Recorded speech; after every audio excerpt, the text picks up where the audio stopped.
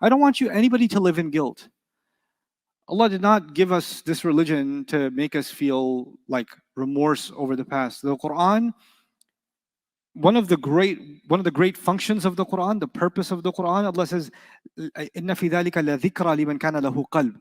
It is a powerful reminder for someone who has a heart. So anything related to the heart, the most comprehensive answers for how your heart should feel is in the Quran. And in the Quran, if someone has lived a life of sin, or a life of forgetfulness, or a life of mistakes, or a life of neglect, etc., does Allah say you should now feel guilty until you die for how you have lived? Does the Quran ever do that?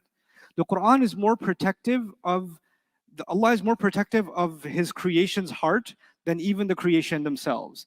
Allah cares more about my heart than I do about my own heart. You understand that concept?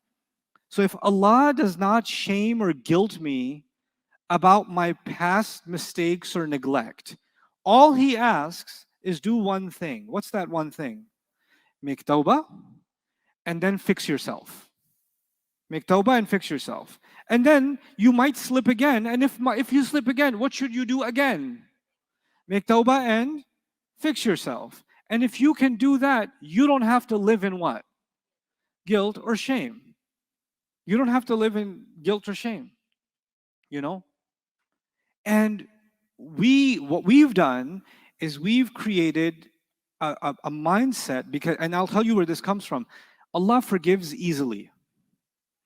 Allah is actually eager to forgive. But people don't forgive easily.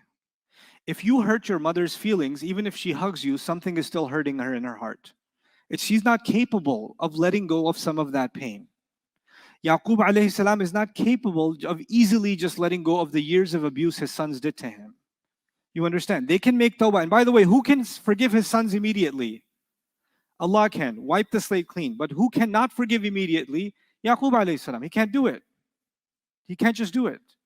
Rasulullah sallallahu alayhi wasallam in one narration couldn't look at Wahshi. He accepted Islam. What do we know about accepting Islam? What happens to all your sins? They get wiped out. Wiped out by who? By Allah. In fact, accepting Islam is a kind of tawbah. And tawbah means all your bad deeds get converted into good deeds. That's how much Allah loves. فَأُولَٰئِكَ يُبَدِّلُ اللَّهُ سَيِّئَاتِهِمْ حَسَنَاتٍ. Allah replaces their evil deeds with good ones. That's Quran's promise. But the Prophet ﷺ is still a human being.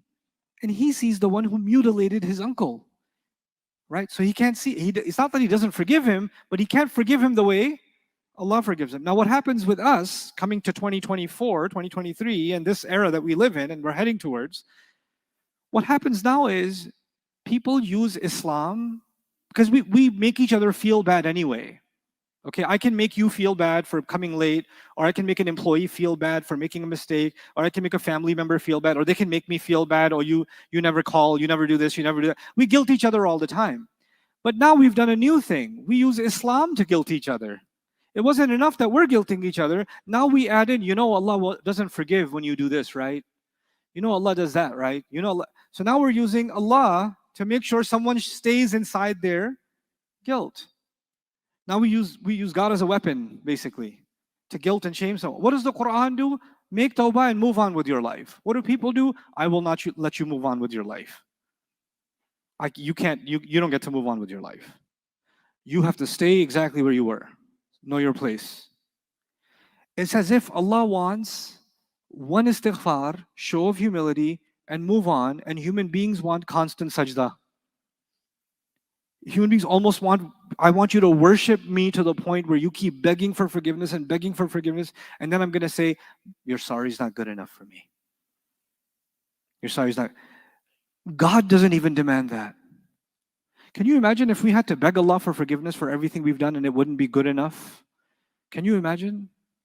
Then it wouldn't even be right for us to ever get up from sajda.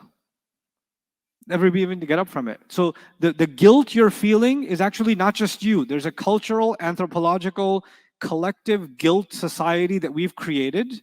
And in that society, you're supposed to live feeling bad about yourself. You're supposed to live in shame. You're supposed to live in regret constantly. Do we regret our mistakes? Absolutely. Should we turn and try to make things right? Absolutely. Should we make istighfar? Absolutely. But then we should move on. We just move on.